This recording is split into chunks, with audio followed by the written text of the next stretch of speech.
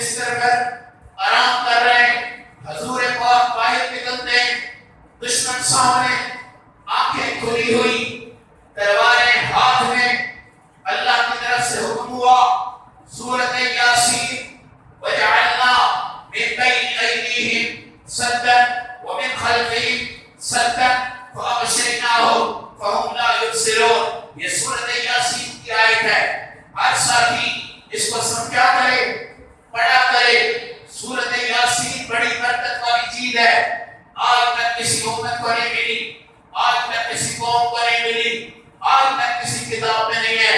آپ نے حضرت علی کو بلایا، فرمایا اے علی میری امت کو بتانا اگر کوئی بندہ بھوک میں تڑپ رہا ہے تو سورۃ یاسین پڑھے۔ عمران خان سے رضا نہ مانگا کرو، اپنے رب سے مانگا کرو، نواز شریف سے نہ مانگا کرو، زرداری سے نہ مانگا کرو، اسمبلیوں سے رضا نہ مانگا کرو، MNA ان سے رضا نہ مانگا کرو۔ اللہ ناراض بھی اس لیے ہے، اللہ بہتسانی بھی اس لیے پیدا کر رہا ہے، اللہ آٹے اس لیے میں بھی کروا رہے ہیں، اللہ ہر چیز اس لیے میں بھی کروا رہی ہے۔ آج ہم دنیا سے مانگ رہے ہیں۔ میرے نبی نے حضرت علی سے فرمایا میری امت کو بتانا بھوک میں تڑپتا بندہ سورۃ یاسین پڑھے، اللہ فوراً بھوک کو مٹا دیں گے۔ ایک پیاسا پڑھے گا میرا اللہ پیاس کو بجھا دے گا۔ اے علی اگر لباس نہیں ننگا ہے اللہ کی قسم پڑھے میرا اللہ لباس دے دے گا۔ اے علی اگر قرض کے پہاڑ اوپر چڑھ گئے ہیں پڑھو سورۃ یاسین میرا اللہ قرض اتار دے گا۔ اے علی اگر کوئی ایسی بیماری ہے جس میں شفا نہیں ہو رہی پڑھو لو اللہ تمہیں شفا عطا کر دے گا۔ اے علی اگر کسی کے بچے جوان ہوں، بیٹیاں جوان ہوں، رشتے نہ ہو سکے سورۃ یاسین پڑھا کرو، اللہ رشتے پیدا کر دے گا۔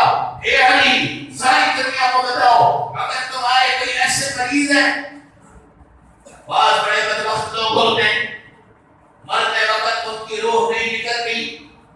ہمارے آزاد کشمیر میں ایک آدمی جب اس کی بالکل نزا تھی 40 دن تک اس کی روح نہیں نکلی، اور رات کو ایسے آوازیں آتی تھی جیسے کوئی جانور چیخ رہا ہو، اور خدا کی قسم لوگ پریشان تھے، کوئی پتہ نہیں لگ رہا تھا۔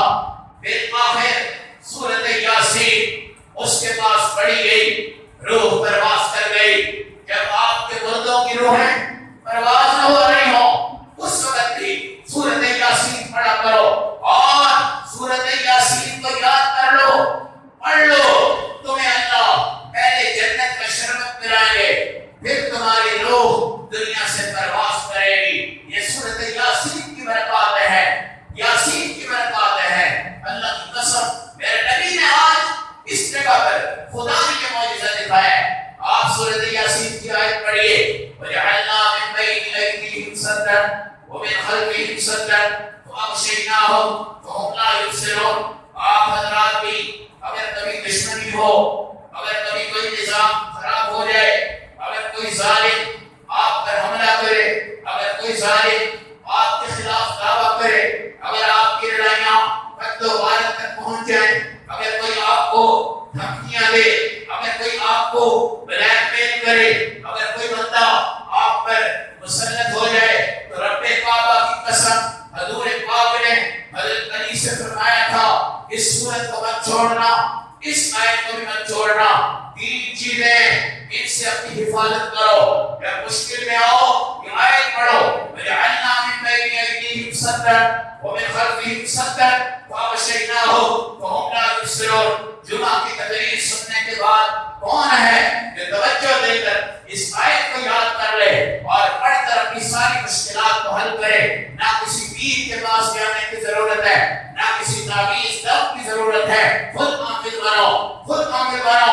آپ نے فرمایا اس آیت کو میری امت پڑھے اللہ کبھی اس کو مشکل میں نہیں ڈالے گا۔